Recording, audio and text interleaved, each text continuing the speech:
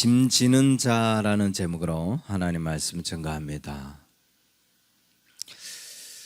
여러분, 우리 그리스도인의 삶에 있어서 그리스도인으로서 해야 할 일, 하나님의 자녀로 해야 할 일 가운데 이게 가장 중요하다. 무엇일까요?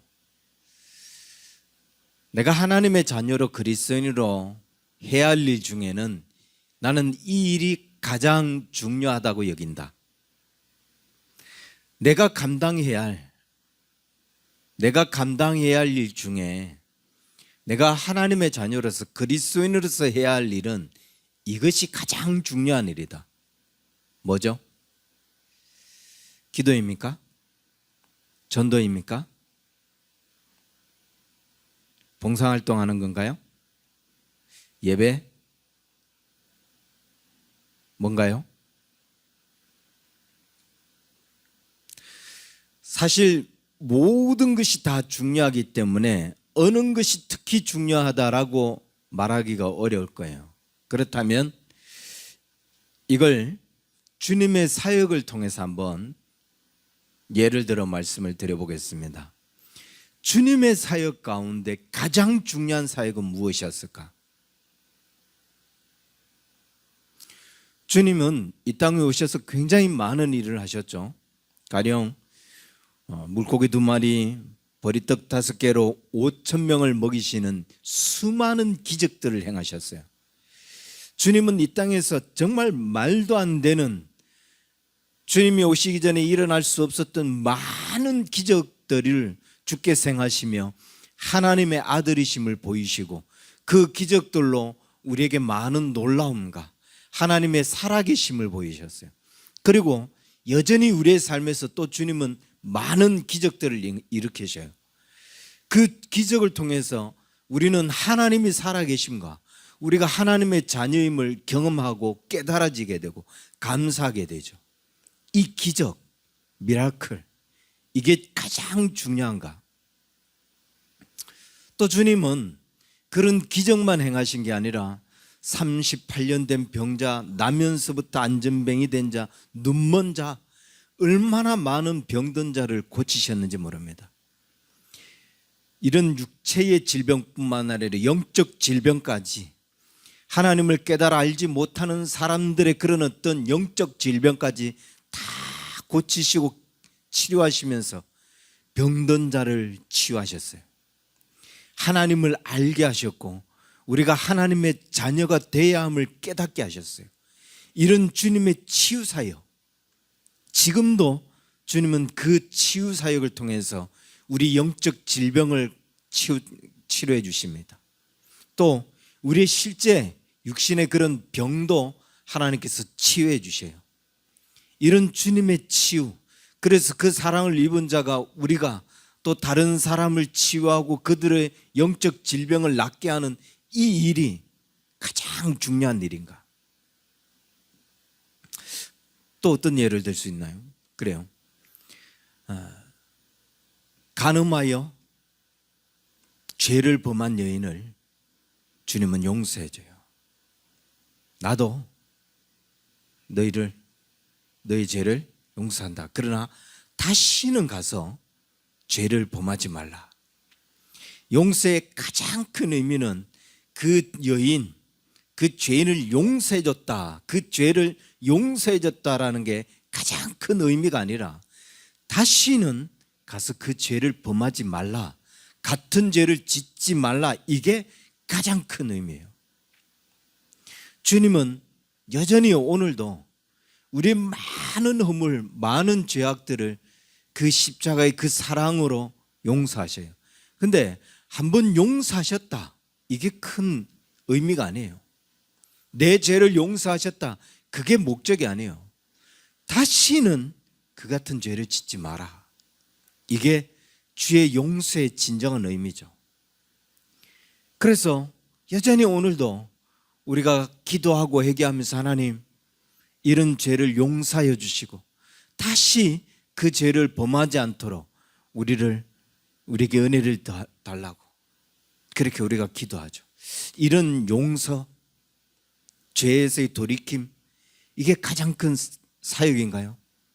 정말 많은 기적을 행하셨고 많은 치유와 은혜를 베푸셨고 많은 죄사함뿐만 아니라 주님이 오시기 전까지는 들어보지도 못했던 하나님의 놀라운 말씀, 진리의 가르침, 정말 이건 하늘에서 난 자다라고 그렇게 이야기할 정도로 수많은 사람들이 그 가르침에 배가 고파서 그 가르침에 목이 말라서 주님이 어디를 가든지 따라다녔어요. 산으로 들로 따라다니면서 강으로 따라다니면서 그 가르침을 듣고 싶어 했죠. 이런 놀라운 가르침이 주님의 사역에서 가장 중요한 건가? 주님의 사역에서 어떤 으로 꼽을 수 있는 건 뭐죠? 뭐라고 생각하셔요? 당연히 주님의 사역 가운데 가장 으뜸이 되는 것은 십자가를 지는 일이에요. 수많은 병자를 치유하시고 기적을 행하시고 또 어떤 진리의 말씀을 선포하는 것도 중요하지만 이 십자가를 지는 일만큼 중요하지 않습니다. 십자가를 지는 일보다 더 중요하지 않아요. 어느 것 하나 중요하지 않은 것 없고 모든 것이 다 반드시 필요하고 반드시 있어야 되는 사역이지만 그럼에도 불구하고 십자가를 지는 일보다 중요하지 않다는 거예요. 그 어떤 사역도 십자가를 대신할 수 있는 사역은 없다는 거예요. 주님은 십자가를 지는 이 일이 가장 중요한 일이었어요. 왜? 이 십자가를 짐으로 말미암아 모든 주님의 가르침, 병든 자를 치유하고 영적인 치유와 또 모든 기적, 그래서 하나님이 우리의 아버지시고 하나님이 우리를 하나님의 자녀되게 하신다는 그 모든 가르침을 완성시킨 것, 이게 십자가를 지는 일이었기 때문에 그 모든 삶의 완성, 그 모든 하나님의 사랑, 이게 정말 우리를 향한 하나님의 사랑이야 라고 확증짓는 것, 그게 십자가를 짓는 일이었기 때문에 십자가를 지는 일만큼 중요한 일은 없습니다. 그렇다면 그 주님을 따르는 우리 그리스도인의 삶에 있어서 가장 중요한 것은 뭐겠어요? 당연히 십자가를 지는 일이에요. 십자가를 지는 일만큼 중요한 일은 없습니다. 우리가 아무리 중요하다고 여기는 일, 이게 정말 주님의 일이야 라고 중요하게 여기는 그 어떤 일도 십자가를 지는 일만큼 중요한 일은 없어요. 나는 이 일이 가장 중요해 라고 여기는 그 일도 그게 십자가를 지는 일이 아니라면 십자가를 지는 일만큼 중요한 일이 없다는 거예요. 직장을 다니면서 사람들에게 복음을 전하는 것, 그들에게 내가 그리스도인이라는 걸 나타내는 것, 그들을 제자로 양육하는 것, 우리가 열심히 예배 생활을 하는 것, 기도 생활을 하는 것, 금식을 하는 것, 아니 전도를 하는 것 다 중요해요. 그러나 그것보다도 더 중요한 것은 십자가를 지는 일이에요. 십자가를 지는 일보다 다른 어떤 일이 더 중요할 수는 없다는 거예요. 왜? 십자가를 져야 주님이 십자가를 짐으로 말미암아 이것이 하나님의 사랑을 확증시킨 거고, 이것이 우리를 향한 주님의 그 복음, 모든 복음을 완성시킨 것이 되었기 때문에 마찬가지로 우리가 십자가를 져야 내가 하나님의 사랑이다, 내가 하나님의 사랑을 이 가슴에 담고 있다, 내가 하나님의 은혜로 지금 충만하다, 나는 주님 때문에 가슴이 설레인다, 그게 무엇으로 확정이 되느냐, 무엇으로 증명이 되느냐? 십자가를 지는 것으로 증명이 된다는 거예요. 내가 구원받은 하나님의 사람이다, 나는 수십 년 동안 신앙생활을 하고 있는 그리스도인이다, 이게 무엇으로 증명이 되느냐? 십자가를 지는 걸로 확증이 된다고요. 그걸로 완성이 된다고요.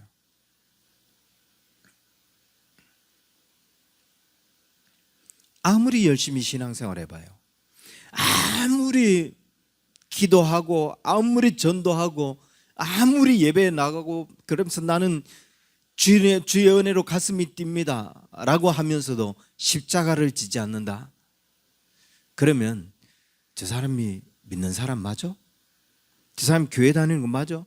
저 사람이 주의 심장을 가진 것 맞아? 인정받지 못한다는 거죠. 절대로 그 열정, 그 믿음, 그 생활이 십자가를 지지 않으면 확정이 되지 않아요. 십자가를 지지 않는데 어떻게 가슴이 뛰어요? 십자가를 지지 않는 사람이 어떻게 기도를 해요? 기도를 하고 있다는 것은 십자가를 질 수 있다는 것이고, 가슴이 뛴다는 것은 십자가를 질 수 있다는 건데, 십자가를 지지 않는데 무슨 가슴이 뛰고 있습니까? 십자가를 지지 않는데 무슨 기도를 하고 있다는 거예요? 십자가를 지지 않는데 무슨 예배 생활을 하고 있다는 거예요?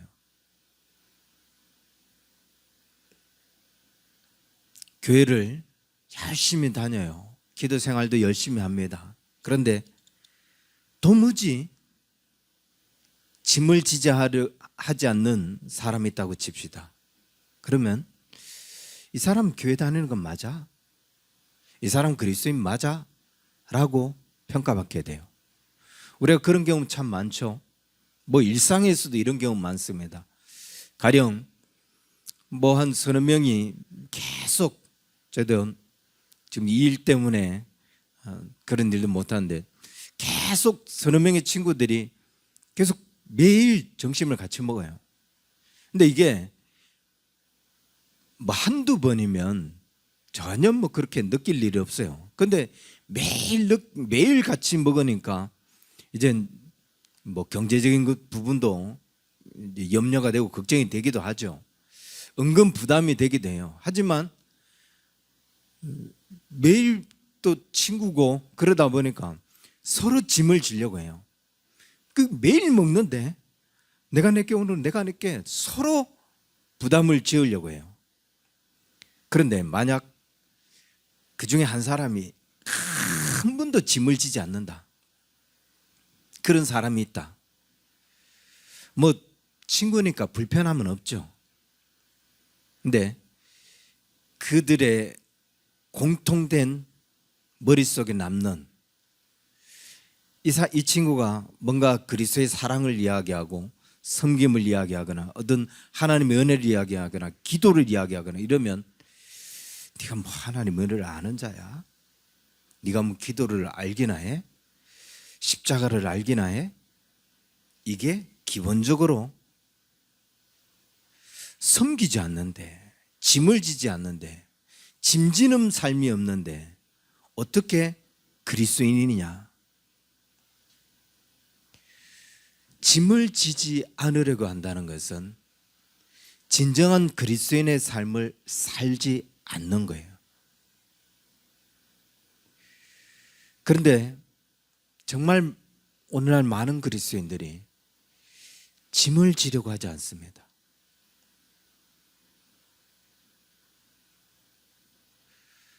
다른 일이 다 중요한 거, 그 중요하게 여기고 그 일들을 감당하면서도 정작 십자가를 져야 되는 거, 짐을 져야 되는 것은 안 해요. 그게 우리를 향한 하나님의 사랑의 확증이고 복음의 완성인데, 우리의 믿음의 완성이, 우리의 믿음의 확증이 그것으로 인하여 증명이 되는데 안 해요. 분명한 것은 하나님께서 우리를 보내신 자리, 우리가 서 있는 자리, 그 모든 곳에서 우리는 져야 할 짐이 있어요. 가정이나 직장이나 친구들의 그 모임 속에서나 그 어디에서도 우리가 져야 할 짐이 있다는 거예요. 짐을 진다는 게 꼭 십자가를 지는 것만 의미하지 않습니다. 마땅히 그곳에서 내가 해야 할 일, 마땅히 그곳에서 내가 짐을 져줘야 될 일.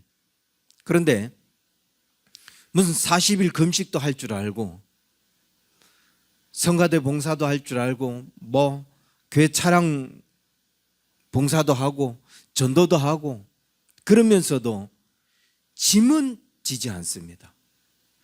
그런 일들은 다 하면서도 다 중요하다고 여기면서 하면서도 짐을 지려고 하지 않아요. 정말 힘든 일, 정말 어려울 때, 짐을 져야 할 때 그 짐은 아무도 지려고 하지 않습니다. 그러니까 다 하는 것 같은데 그게 진실이 아닌 거예요. 다 하는 것 같은데 그 속에 진심이 없는 거죠. 아무리 높은 탑을 쌓으려고 애를 쓰면 뭐합니까? 십자가를 지지 않으면 다 헛된 삶이거든요. 직장 동료들하고 있는데 계속 짐을 지지 않아요. 한두 번은 동료들이 이해를 하겠죠. 제가 이래서 제가한테 지금 어려움이 있어서 안 하겠지. 그런데 이게 뭐 하루 이틀인가요?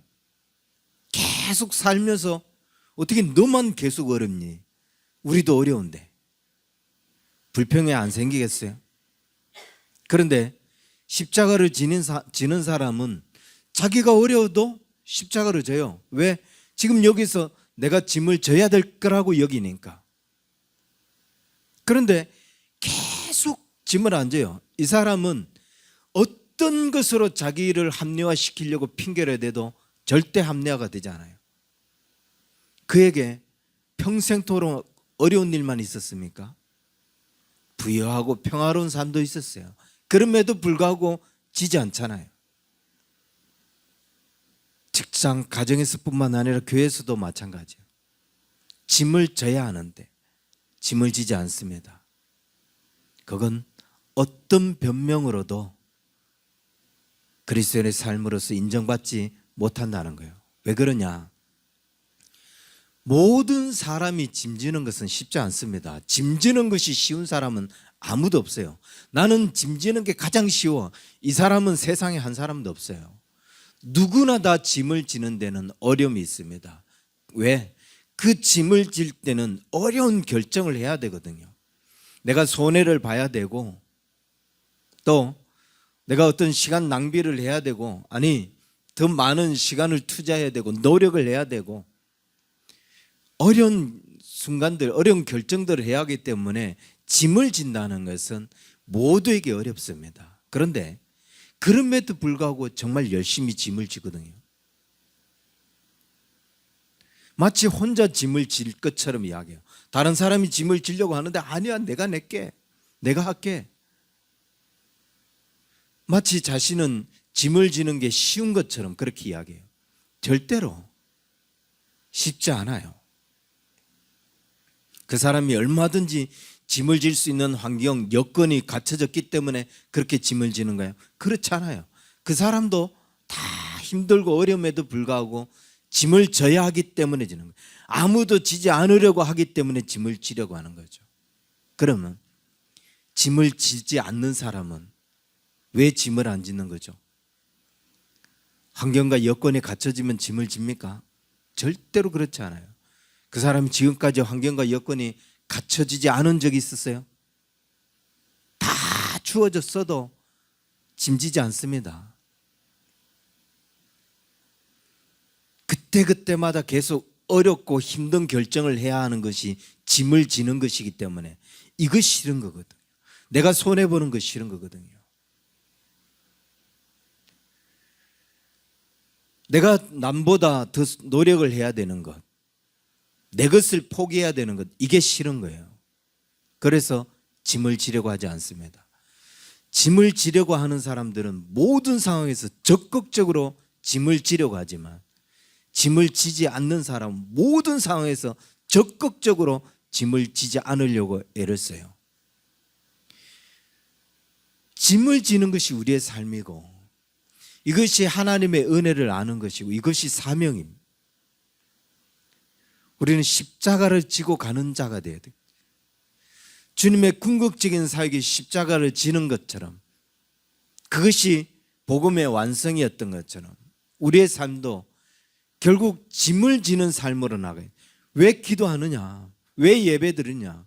왜 그렇게 주님의 사랑을 우리의 가슴에 담아두느냐? 결국 짐을 지기 위한 것 아니에요. 근데 그 궁극적인 것을 향하여 나아감에도 불구하고 마지막 가서 항상 다 내려놔요. 그렇게 받은 은혜 마지막 가서 다 쏟는 거예요. 마지막 가서 나 십자가 안 질래. 마지막 가서 나 힘든 거 안 할래. 내 것 손해 안 볼래. 짐을 지는 걸로, 지지 않는 걸로 그 모든 것들을 다 내려놔요. 그러니 하나님의 은혜가 있을 수 있습니까? 하나님의 긍휼하심이 있을 수가 있나요? 짐질 때 자기 입장이 난처하지 않은 사람 어디 있어요? 짐질 때 힘들지 않은 사람이 어디 있어요? 그럼에도 불구하고 모든 일보다 이 일이 더 중요하다. 그 사람 삶을 보세요. 그 사람의 모습 속에 힘들지 않은 부분이 있는지, 그럼에도 불구하고 이것이 그리스도인의 궁극적인 삶이기 때문에 항상 짐을 지려고 합니다. 다른 사람이 나서서 짐을 지겠다는데도 불구하고 아니야, 내가 할게. 꼭 자신이 짐을 져야 하는 것처럼 해요. 이게 그리스도인의 삶이기 때문에, 이것이 짐지는 자의 삶이기 때문에 그렇습니다. 거기에서 복음이 완성이 되죠. 거기에서 믿음이 완성이 돼요. 이 사람이 기도 생활하는 것 한 번도 보지 않았어요. 이 사람이 어떻게 예배 생활하는지 한 번도 보지 않았어요. 그러나 그 짐지는 것을 보고, 야, 저 사람은 하나님의 사람이다. 저 사람은 참 하나님의 사람이야. 고백하게 돼요. 말하게 돼요. 왜? 그것이 복음의 완성이기 때문에. 짐을 지지 않는 사람은 그러면 도대체 무엇 때문에 짐을 지지 않으려고 하는가? 그 이유가 뭐냐? 짐을 지지 않는 사람은 한결같이 이유가 있어요. 어떤 문제가 해결되면, 어떤 환경이 갖추어지면, 그러면 내가 짐을 지겠다. 그런데 그렇게 말하는 사람치고 그 환경이 갖춰졌을 때 짐을 지느냐? 한 사람도 없습니다. 그 문제가 해결된다고 짐을 지냐? 절대로 그렇지 않아요. 그때는 그때 나름대로의 또 다른 이유가 생깁니다. 그리고 무엇보다도 모든 환경이 다 갖춰졌을 때 그때 지는 건, 그건 짐이 아니죠. 그게 무슨 짐이에요? 짐이라고 하는 것은 자체가 어렵고 힘든 것, 그걸 지는 건데, 나한테 풍부하고 넉넉하고 이거는 그냥 허비 아니고 낭비하는 거지, 이게 무슨 짐이에요? 누구나 할 수 있을 때 하는 거, 그건 짐이라고 할 수 없습니다. 남이 질 수 없을 때 대신 져주는 것, 자기도 감당하기 어렵지만 아무도 안 하려고 하니까 내가 지는 것, 그러니까 짐인 거죠.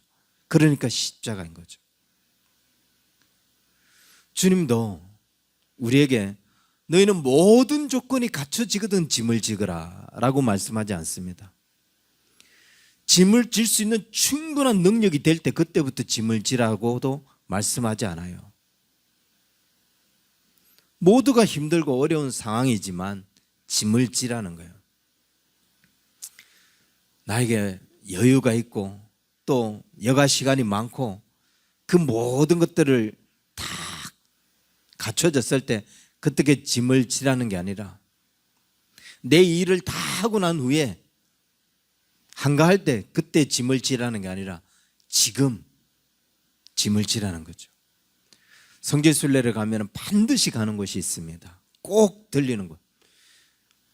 거의 1순위가 되기 위해서 뭐 이집트를 통해서 이스라엘로 들어가든지 바로 이 예루살렘으로 가기 위해서 마치 모든 성지순례 차량이 줄다리기라도 하는 것처럼 이 예루살렘에 있는 비아 돌로로사 십자가의 길, 이곳을 반드시 들려요.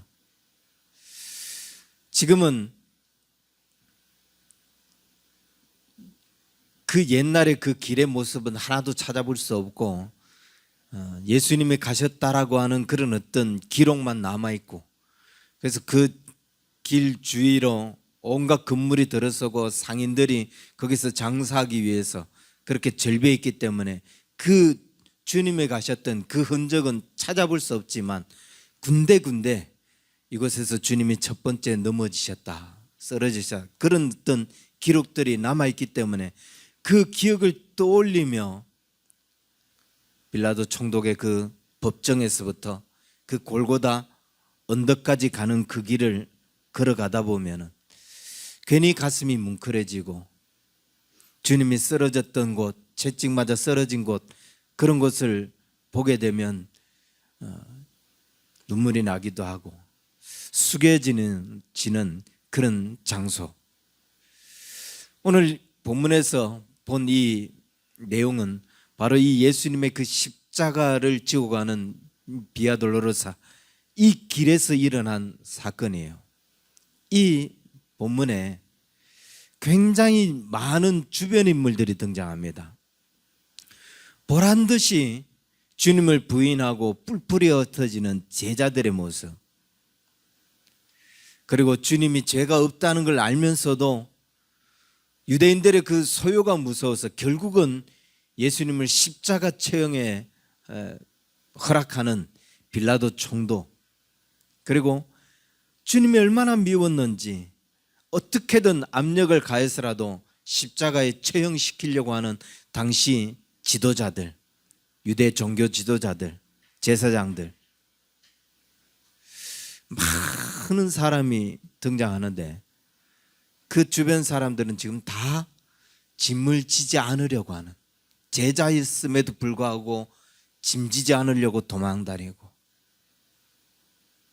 자기들보다도 더 인정을 받고 존중을 받는 것이 시기하여 어떻게든 예수님을 십자가에 못 박히고로 하고, 유대인의 소유 때문에 그게 부담스럽고 그게 짐되는 것이 싫어서 예수님을 거짓된 결론을 내리면서 십자가에 처형을 시키려고 하는, 다 짐을 지려고 하지 않는 사람들로 가득합니다. 그런데 굉장히 특이한 한 사람이 등장하죠. 이 사람도 짐을 지고 싶었던 건 아니에요. 그런데 어쩔 수 없이 억지로 예수님의 십자가 그 짐을 대신 져야만 했던 구레네 시몬, 어떻게 생각하면 지독히 운도 없는 사람이죠. 자기도 정말 지고 싶은 마음이 전혀 없는데 그 십자가의 짐을 자기가 져야 했던 거죠. 왜? 십자가 처형은 이래요. 그 한 자리에서 채찍을 가해서 바로 십자가에 매다는 게 아니라 빌라도 총독 그 골고다 언덕에 그 법정에서 형이 집행 결정이 내리면 이미 그때부터 채찍을 가해요.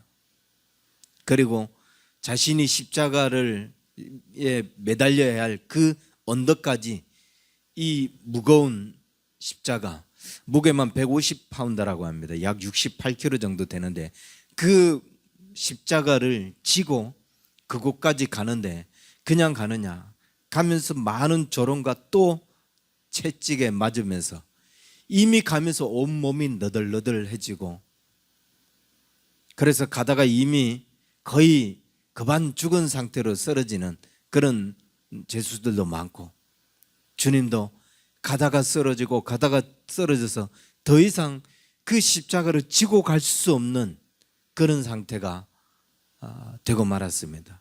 그런데 이때 정말 지독히도 운이 없는 구레네 시몬이 거기 서 있는데, 뭐 시몬이 거기 서 있는 이유, 이런 이유야 우리가 잘 압니다. 구레네 시몬은 우리가 아는 그냥 흔한 이름이고, 구레네라고 하는 것은 퀴레네 지역 이름이에요. 그 지역 사람이 흩어졌던 사람이 디아스포라로 흩어졌던 사람이 예수님이 십자가에 못 박혀 달려 돌아가시는 그날 유월절 날 오순절 날 예루살렘에 유월절 행사에 참여하기 위해서 예루살렘에 왔다가 이 광경을 보게 된 거예요. 예수님이 십자가를 지고 가는 광경을 보게 된 거예요. 그리고 마침 그 자리에 서 있었고 예수님이 그 앞에서 쓰러지신 거죠. 그런데 왜 이 사람 보고 십자가를 지게 하느냐? 이것도 로마의 전통이 아니라 이건 그 이전 시대 페르시아, 그러니까 바사 시대의 전통이에요. 군인이 전쟁을 참여하기 위해서 군장을 메고 가는데 속국 식민지 나라 사람들을 보고 너 내 짐을 좀 져. 그러면은 그 짐을 지고 가야 되는 그런 어떤 전통이 있었습니다. 이걸 로마인들이 그대로 답습을 해서 그 문화를 그대로 받아들인 거예요. 그래서 지금 구레네 사람 마치 건장해 보이는 구레네 시몬이 보이니까 네가 대신 져라. 이건 강제성이죠. 그런데 억지로 자기는 전혀 지고 싶은 마음이 없지만 이 강제성 때문에 시키는 것을 하지 않으면 안 되기 때문에 구레네 시몬은 그 짐을 지고 갑니다. 그 시대의 징용 제도 때문에. 그런데 억지로 진 이 십자가가 이 시몬뿐만 아니라 그 가정을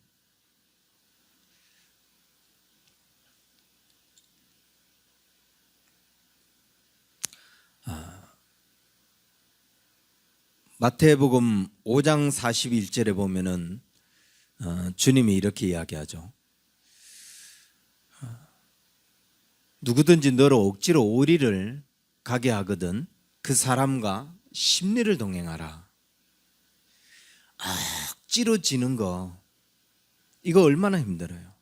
내가 지고 싶은 마음 전혀 없는데 그걸 져야만 해서 지는 것 얼마나 힘들어요. 근데 주님은 그런 억지스러운 우리의 마음, 이 마음을 더 믿음으로 성화시켜요. 사랑으로 성화시키기를 원하고 있어요. 누가 너보고 억지로 오리를 가라고 하냐? 그럼 너는 심리를 가는 사람이 되라. 이건 내가 정말 너무 억지로 하는 거라서 이건 정말 내 안에 기쁨이 안 생겨요. 이런 불평, 이런 원망하지 말고 네 그 마음을 사랑으로 성화시켜라. 그래서 심리를 갈 수 있는 그런 마음이 되어라 라는 거예요. 구레네 시몬이 그 마음이었는지는 모르겠습니다. 왜 하필 그 자리에 그 시각에 그곳에 있어서 이런 십자가를 그 촌뜨기가 시골 촌뜨기가 그 십자가를 져야 했는지는 모르겠지만 그가 이 십자가를 짐으로 말미암아 어떻게 되느냐. 21절에서 이 사람을 소개할 때 알렉산더와 루포의 아버지라고 해요. 구레네 시몬이 도대체 누구인지 모르겠다는 거예요. 하지만 마가가 봤을 때에 우리 잘 알고 있잖아. 알렉산더와 루포 그 사람의 아버지야. 이렇게 말하고 있는 거예요. 구레네 시몬은 누군지 모르지만 그 아들 알렉산더와 루포는 이미 이 시대의 많은 사람들에게 알려진 그런 유명인이라는 거예요. 그러면 이 시몬의 아들들이 왜 이렇게 유명해졌는가? 로마서 16장 13절에 보면 사도 바울이 이런 말을 합니다. 주 안에서 택하심을 입은 루포와 그의 어머니에게 문안하라. 그의 어머니는 곧 내 어머니니라.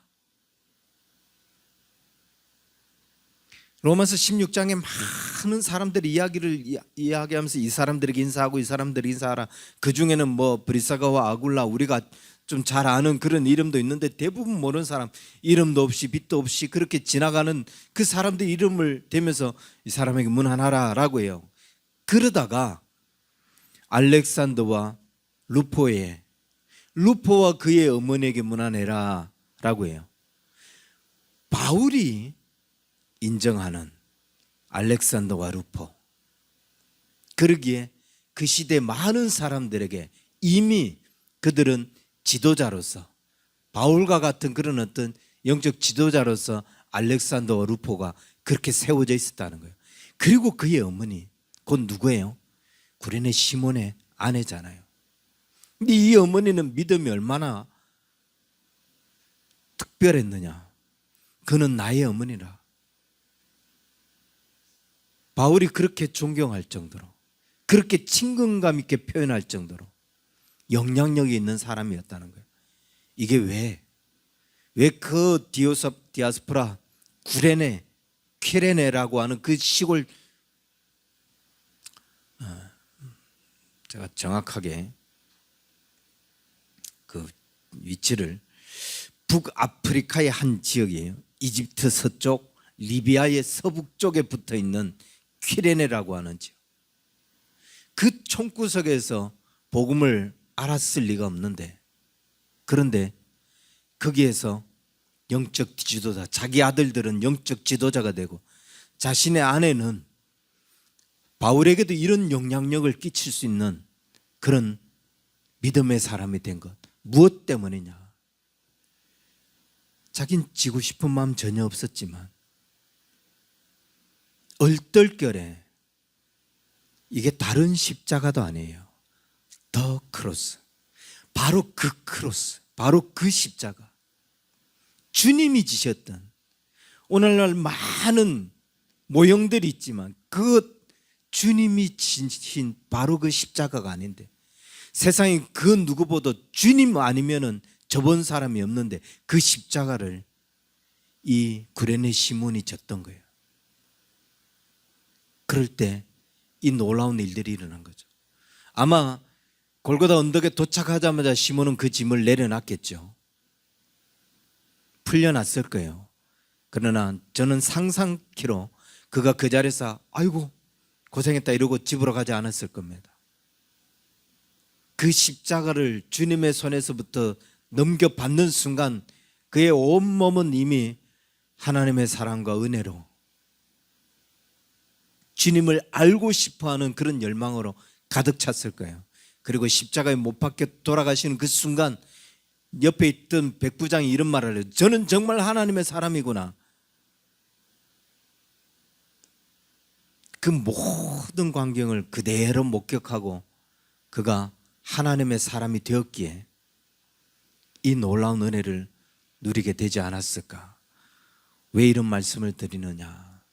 짐을 지는 것, 십자가를 지는 것, 그래서 중요하다는 거예요. 아무도 지려고 하지 않습니다. 그러나 우리가 십자가를 지어야 하는 것은 이것이 우리의 믿음을 확정하는 것이기 때문에, 이것이 하나님의 사랑을, 하나님의 은혜를 확정짓는 것이기 때문에, 내가 주의 은혜를 받고 싶어요. 근데 짐을 안 지는데 어떻게 주의 은혜를 받아요? 계속 마지막에 십자가를 내려놓는데, 십자가를 제안하는 이유, 얼떨결에, 아니 응급결에 억지로, 하지만 그걸 억지로 지었다 할지라도 원망과 불평을 내려놔야 하는 것. 이유가 붙으면 짐을 질 수 없어요. 오리를 가라고 하면 심리까지 갈 수 있는 마음으로 그렇게 십자가를 져야 하고, 더 좋은 것은 자원해서 짓는 거죠. 정말 자원해서 그 십자가를 질 수 있어야 돼요. 그러면 이 주께서 말씀하시는 이 사랑으로 성화시키는 마음, 오리를 가라 하거든 심리까지 가라, 이 사랑으로 성화시키는 이 마음이 이미 우리 안에 풍성해져 있는 거겠죠. 억지로라도 짐을 지라. 그러면 구레네 시몬이 누리는 복을 누리게 될 것이다. 그 가정이 본인뿐만 아니라 자자손손 대대로 하나님의 은혜를 입게 되는 그 축복을 누리게 될 것이다. 그래서 오늘 저와 여러분이 다시금 짐을 지는 자, 우리가 서 있는 모든 곳에서 우리가 져야 할 짐이 있는데 그 짐을 지는 자가 되는 우리 언약교회 성도들 되길 주의 이름 간절히 축원합니다. 기도하겠습니다. 하나님, 우리의 삶을 믿음으로 확정짓게 하시고 우리의 신앙이 거짓이 아닌 헛된 믿음이 아닌 진실한 믿음으로 완성되어지는 짐지는 자의 삶을 살아갈 수 있는 우리 언약의 성도들 되게 하여 주옵소서. 우리의 모든 삶의 부분에 있어서 때때로는 져야 하는 짐들이 있고 또 억지로 질 수밖에 없는 짐이 있고 아무도 지려고 하지 않기에 또 져야 하는 짐이 있지만 그 모든 짐에 우리가 원망과 불평하지 않게 하여 주시고 뿐만 아니라 그 모든 마음을 사랑으로 성화하여 기꺼이 자원하여 짐을 질 수 있는 그런 하나님의 사람들 다 될 수 있도록 축복하여 주옵소서. 이제는 우리 주 예수 그리스도의 은혜와 하나님 아버지 크신 사랑과 성령님의 인도하심이 짐을 지는 자가 되기를 소망하는 우리 언약의 성도들 저들의 모든 삶 위에 이제로부터 영원토록 항상 함께 있을지어다. 아멘.